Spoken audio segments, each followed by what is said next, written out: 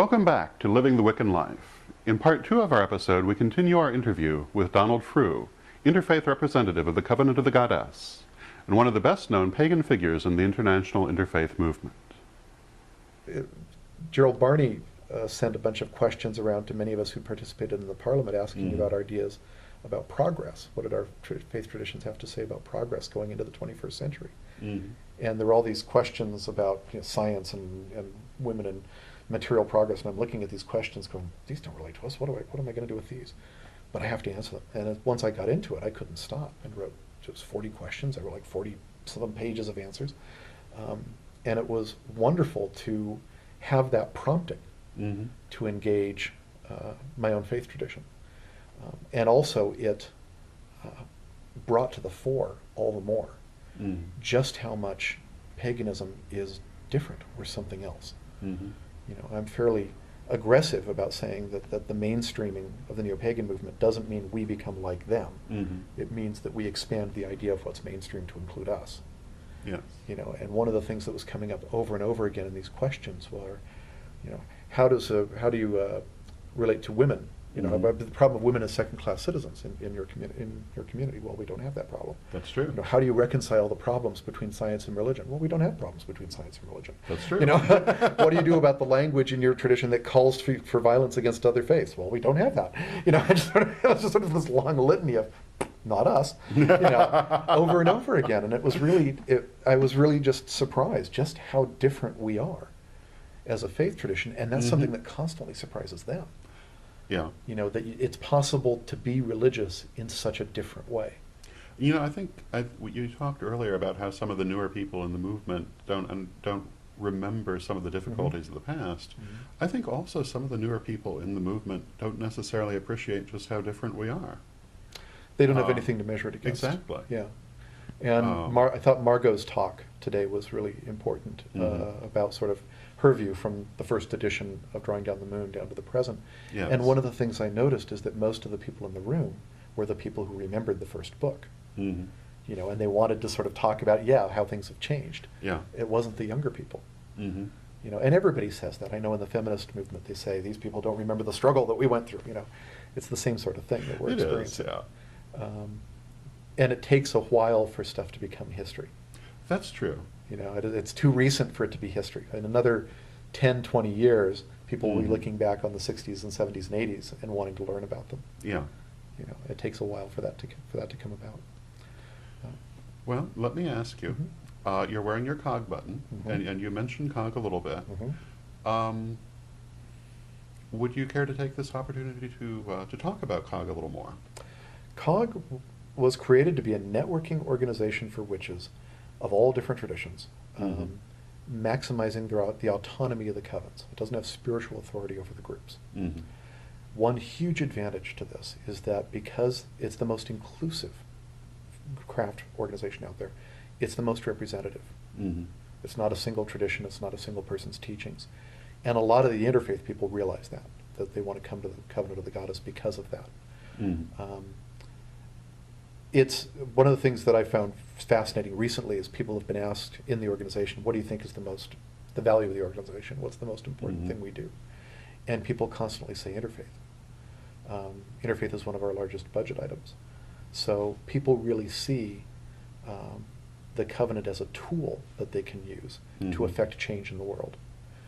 Recently, we sort of like, okay, we're doing the interfaith thing, what next? And it started to step into the political activism realm to say, how can we be active in the political sphere while still being a 501c3 organization? One way is to do education. And you see it a lot at this conference, the whole spirit Gaia and the spirit of activism, trying to look at that kind of engagement, and having a large national networking body makes it a lot easier to do that. And COG has staying power, since it's been around since '75. So one of the things that I wanted to create and didn't get a chance to do was a flyer saying, people will say, well, what do I get if I join COG? And I wanted to say, no, the question is, what does COG already do for you? Because everything that we do is not for our members, it's for the craft.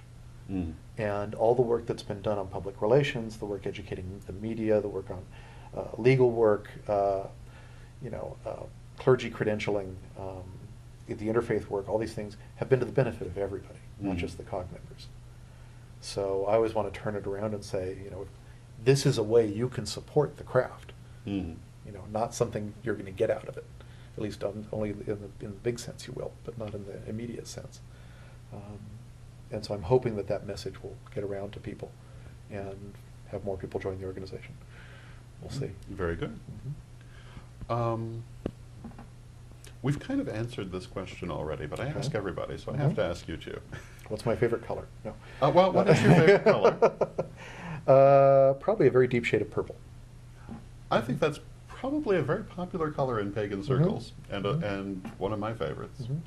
But the question I ask everyone is, what do you feel is most important for the future in our community? I would say probably the single most important thing is being aware of and staying true to our roots, to our identity as pagans. Getting to that idea of mainstreaming. That we do have a unique way of being religious. We do have a unique culture.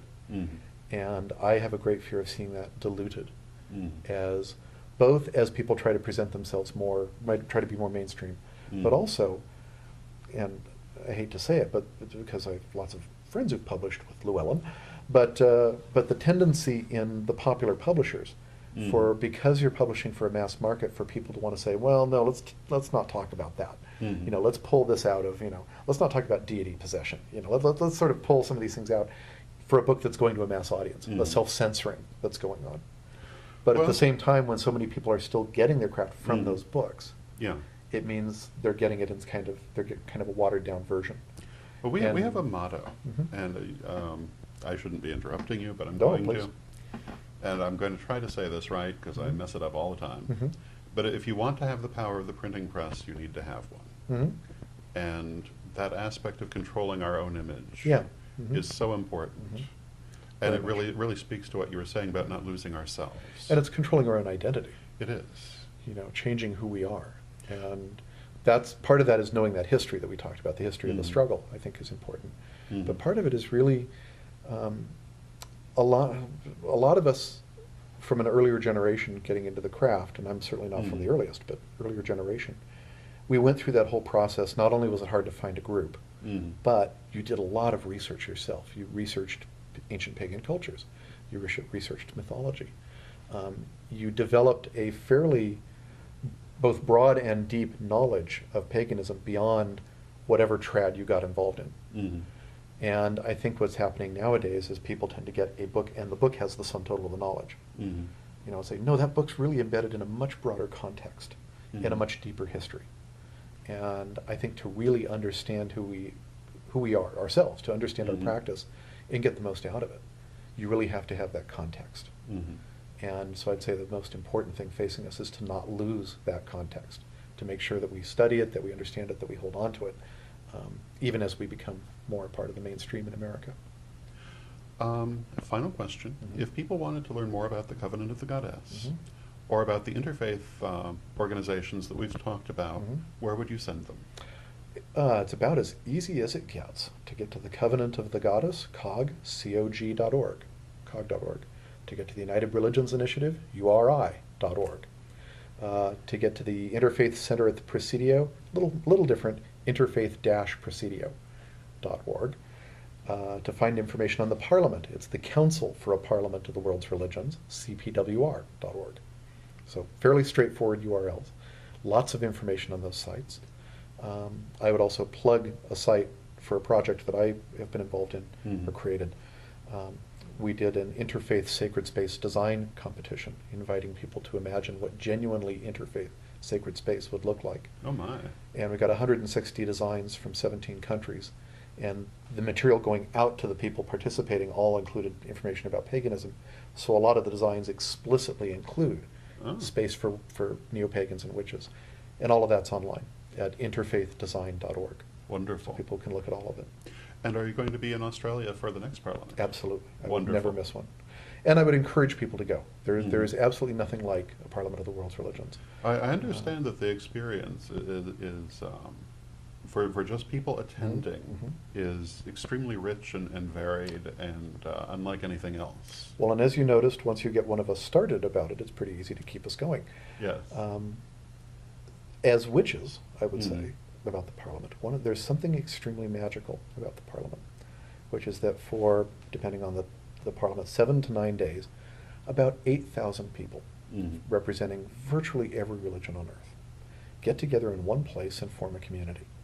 And they share stories, and they share meals, and they learn about each other, and everybody's there, absolutely committed to what they believe, and really into learning about other faiths and meeting new people. So this community forms that's a microcosm.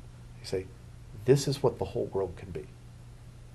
You know, and if magic is about creating in a microcosm or one form what you want to happen on the macrocosm, I see this as a magical act.